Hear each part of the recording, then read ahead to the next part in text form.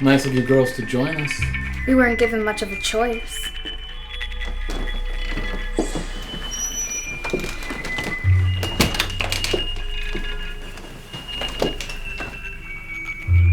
Cassandra. Girls. Wait, isn't it a little bit early for Halloween costumes? What costumes? Showtime. All right. So, now that all of you are here, we can get started. Firstly, I'd like to say that I'm very sorry for your loss. I know that Mr. Kavanaugh's passing was, a bit of a shock. An 85-year-old having a heart attack while watching porn? Not such a shock. Anyway, I've called all of you here today because each of you were mentioned on Mr. Kavanaugh's will. So if no one has anything to say, we can begin. Great. Thank you, ladies and son, for attending the reading of my Charles Alexander Kavanaugh last will and testament. Sit back, relax, and let's get this show going. To my lover, Tessa, you made me feel young again. Oh, isn't that sweet? At least you made me feel young until I learned that you were also sleeping with my daughter. Classy. Are you really surprised? Way to go, Aunt Helen. So to my daughter, Helen, I leave my Connecticut mansion. Feel free to share it with our shared lover, or not. Wait, he left me nothing? I could kill him. Well, did you? What? Did you kill him? He had a heart attack. Besides, I was at the spa in the Berkshires the day he died. I can't believe you would think that. You're the one that just said you could kill him. Well, it's an expression. There are ways to kill someone and make it look like a heart attack. And how would you know that? Unless you killed him. I learned it in my criminology class. Continue, please. Sure. Yes. Next, to my son, Jeffrey, I don't think we need to continue. Thank goodness. I'm Detective Darcy Rivers with the Westport Police Department. We have evidence to believe that Mr. Kavanaugh did not in fact die of a heart attack, as was first determined, but was actually poisoned by someone in this room. See? I said that was possible. Liz here has been gracious enough to let me run the little sting during the will reading to help smoke out the killer.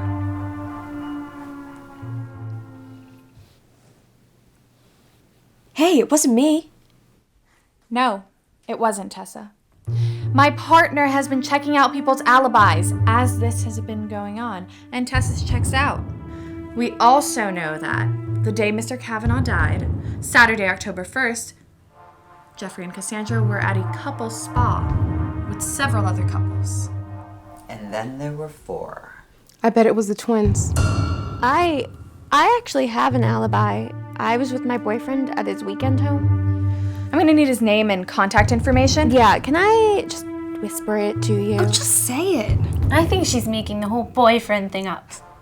Who's the boyfriend, Stevie? Fine. His name is Ben Monroe. Ben Monroe? Isn't that the name of your criminology professor? You're sleeping with your professor? What a cliche.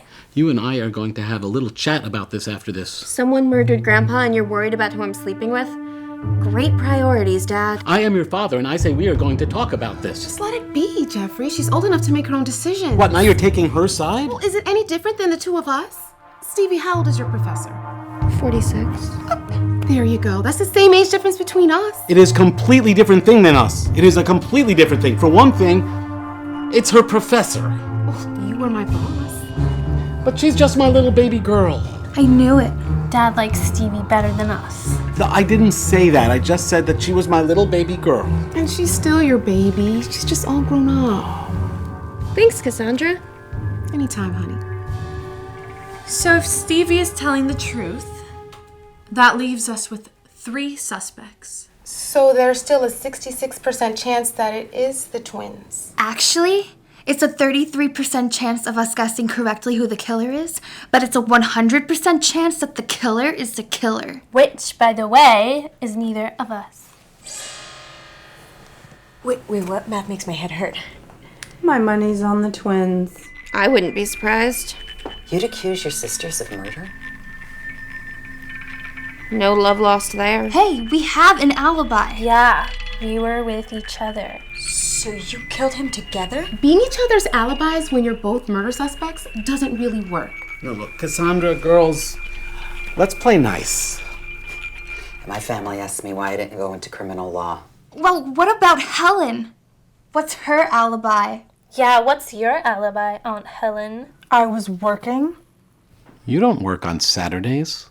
You're a botanist, right? So? So you'd have the knowledge and access to poisonous plants. That doesn't mean anything. You'd know exactly the type of plant that would cause symptoms similar to that of a heart attack. Again, so? So how are your finances? I don't know what you're talking about. We all know you have gambling problems, and you're in a lot of debt. Did you ask your dad for help? What? No. Did you ask him for help and he said no? Did you murder him for the money? How cold-hearted would I have to be to poison my own father with oleander? She never said it was oleander. You killed him. Wait. What? No! I just got confused for a second, and that's an oleander right there on the table. Yeah, but you wouldn't have said that if you weren't guilty. Wait, I'm still confused. Your girlfriend killed your lover, honey. It's not that confusing. You could have come to me for help. You didn't have to kill him. Did you kill him for me? No. That is so sweet. This is Helen ridiculous. Kavanaugh, you are under arrest for the murder of Charles Kavanaugh. I would never. You have the Jeffrey, right to remain silent. Jeffrey, call me Anything you a say lawyer. can and will be used against you in a court of law. You have the right to an attorney. If you cannot afford an attorney, one will be appointed to you. Do you understand these rights? Wait, hold on, I changed my alibi. Helen was with me. So how does this affect the will? Helen can't benefit from it anymore, right? Correct. I'll have to get back to you on that. Oh, more for us. You people make me sick. How would next Thursday work?